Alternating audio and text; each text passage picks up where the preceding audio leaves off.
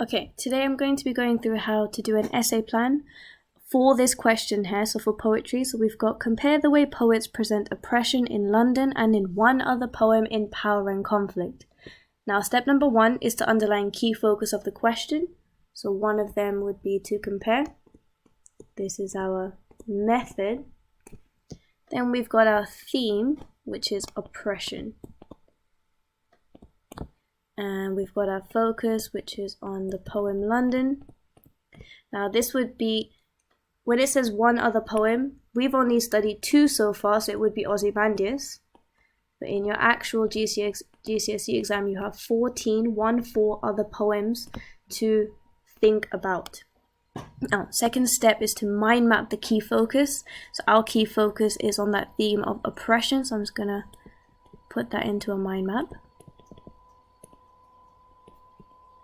And then think about what that word means, oppression. If people are oppressed, so we've got people are suffering. Thinking to Ozymandias, there is tyranny. So we've got a cruel ruler. Okay, so maybe people are ruling through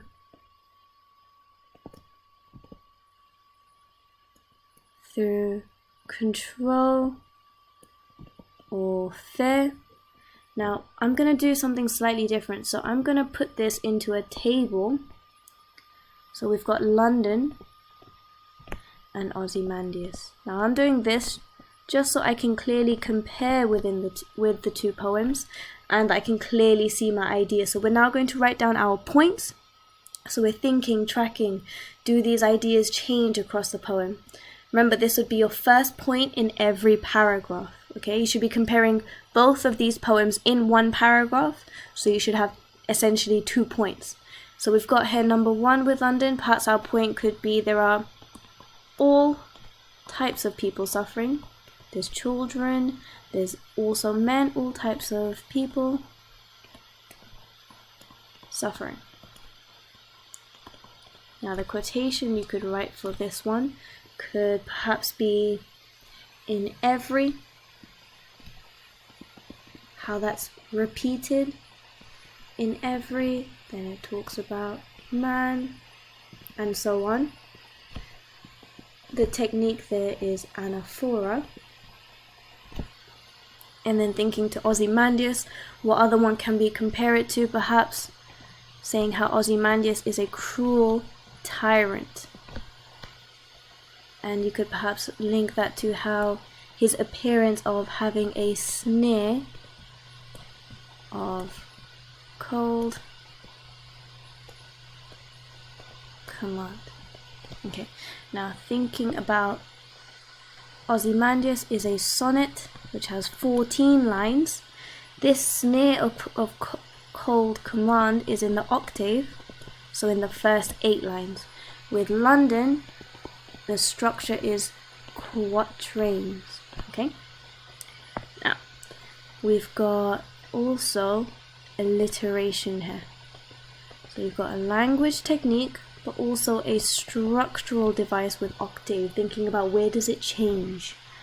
Then for number 2, for London, so thinking about how there is injustice going on with people, there are unjust institutions, so they're not being fair.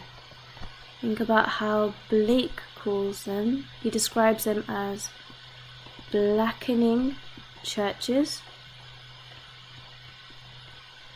And we've got that dark imagery. You could also link this to how the chimney sweepers cry. That could be another quotation that you use for this point. Now then, for number 2, I'm just going to write it here. So you could write down how Ozymandias is a powerful and uncaring ruler. So this is the part now in the sestet where he says, where it is described that his statue, it says the hand that mocked them. Okay, So I'm just gonna write it down. So this, oops. So this is in the sestet, so it changes. Okay, we've got focusing on that analysis of mocked. That's the idea of appearance versus reality. He appears like he's helping people, but in reality he is not. He's making fun of them. Okay, then we've got number 3. Suffering of soldiers who are misled by the government.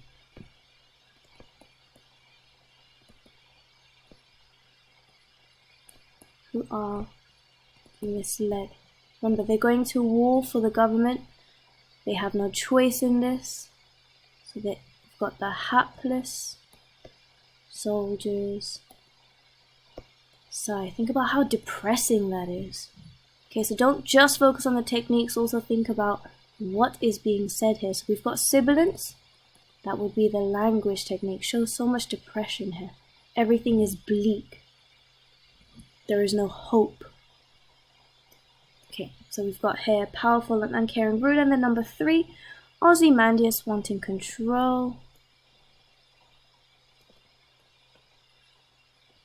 Wanting control, perhaps over, definitely control over people. Okay, so we've got how he wants to be seen as mighty and cause despair. Now this is quite ironic, as he has no power, statue is broken. So think about how his power, he has none. It's fragmented. Now for Ozymandias specifically, think about the rhyme structure and how it changes. There is definite change over here with the rhyme scheme, so fragmented. We've got fragmented sentences, rhyme changes. You think about why for that. So remember, you should spend 10 minutes on this. I've only just done it briefly for you. Think about context, adding that onto there, and how obviously the ideas do change throughout the poem. Hope that helps.